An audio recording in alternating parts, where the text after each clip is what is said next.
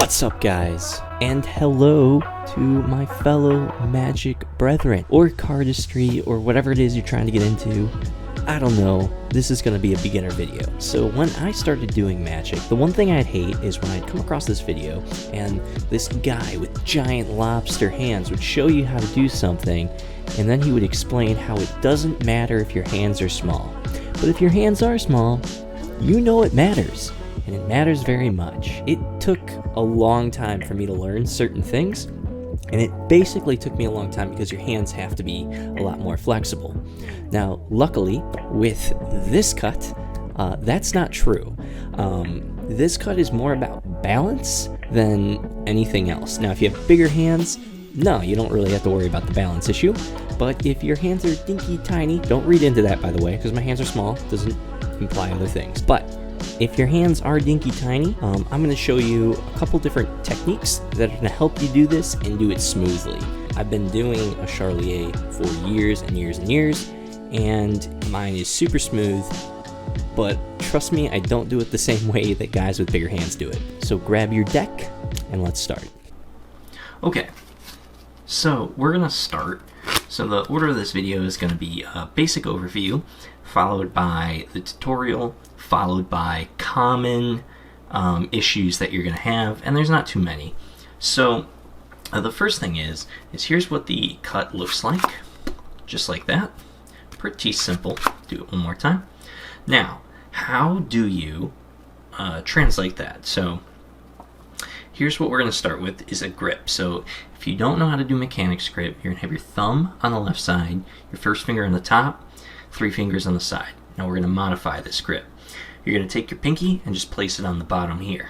So you have a grip that looks like this. Now, this is probably the toughest. You may be up pretty high on your pinky. That's fine.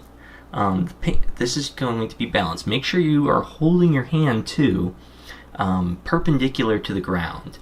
So you're holding your hand at the same level of the ground. Now also, you want a pretty big gap underneath the cards. You should be able to take your fingers and place them underneath the cards like this. And then the last thing to note is my thumb is not touching it when I start.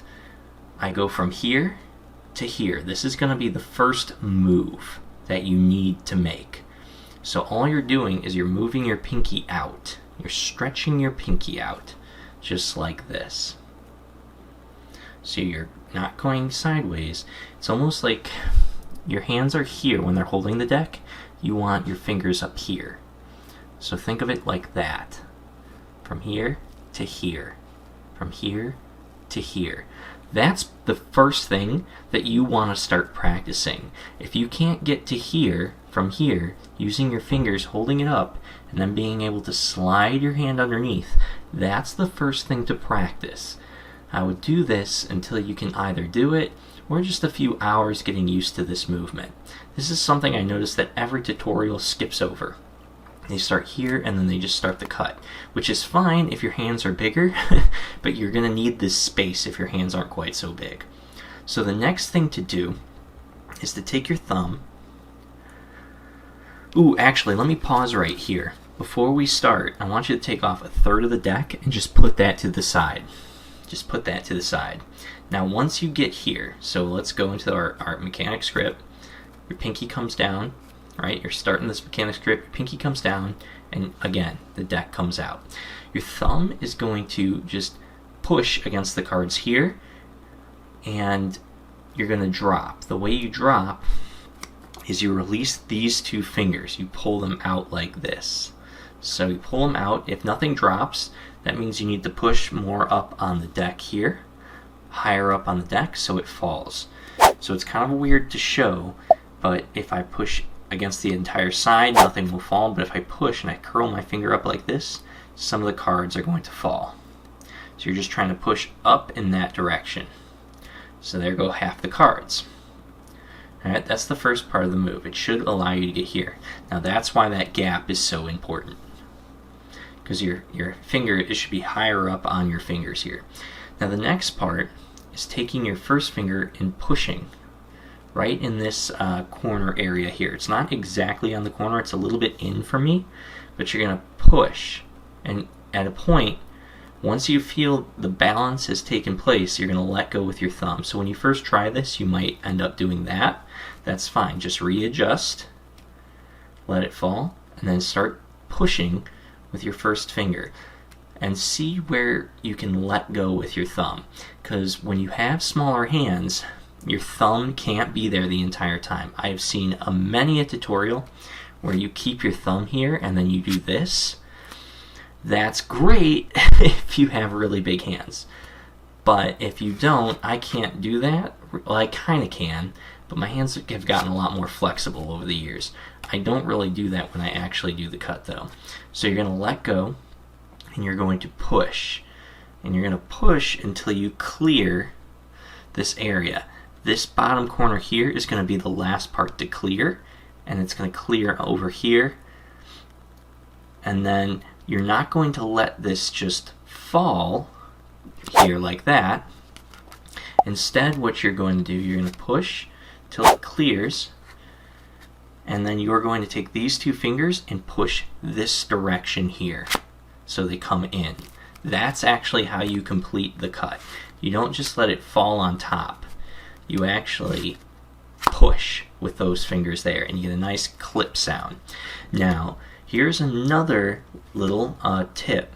If you're getting to the balance thing and you can't seem to get this corner past, take your thumb, because it's free, because we're doing a balance version, and push against the corner here just slightly, and that should allow you to get the card up. And if these cards start flying back like this, you have your thumb here to push them forward. So again, you're going to push here with the finger. You get a sideways view so you can actually see. So don't do this sideways. I'm only doing this for demonstration purposes.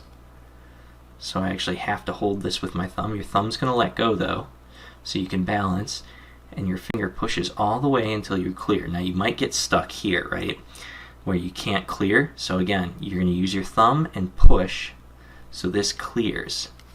And if it falls back on top of your hand like that, that's fine. Open your hands up for a second and then push back on top.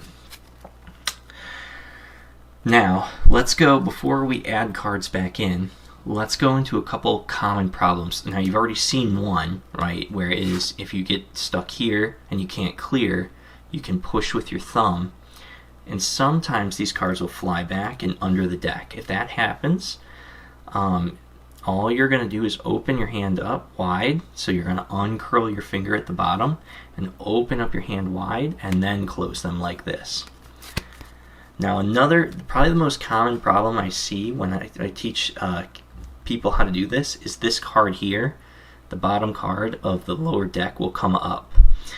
So the way to deal with that is twofold. When you're pushing with your finger, you want to be pushing with the very tip of your finger so your fingernail is scraping this card. But even if you're doing that, sometimes this bottom card will come askew. The way to deal with that is just what you've been doing. You're going to take these fingers and make them go this way. Take your thumb and push that corner. And then you're going to take your bottom finger and just kind of wiggle that card, trying to wiggle it back. So once you clear, so you keep going until you're either about clear, where you're clear of everything except for that card, and then you're going to wiggle it back in with your first finger, and then try to clear again.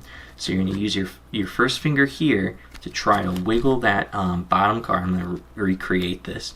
You're going to try to wiggle that bottom card back in like this until you clear. As you see, I've cleared it. Now I can do the completion of the cut like that. So once you get this down, once you're able to do the cut and do it smooth, so it should look like this. So you see I even caught it there, but I still go through it. The faster you're able to do the cut, the less likely this bottom card will come up. So you actually want to get a little bit faster at this cut. But again, it's a balancing act. This has to be perpendicular with the floor for you to accomplish this cut. So there it is. So there I've messed up. So you just keep going till you either clear the bottom card, or if you can't clear the bottom card, wiggle it back in and then try to clear again. So I wiggle the bottom card back in and then I complete the cut. Once you're getting this down with a third of the deck, and you get it down about this smooth, this is about the speed you should be doing it at once you upgrade to more cards. See that speed? It's not super fast, but it's very smooth.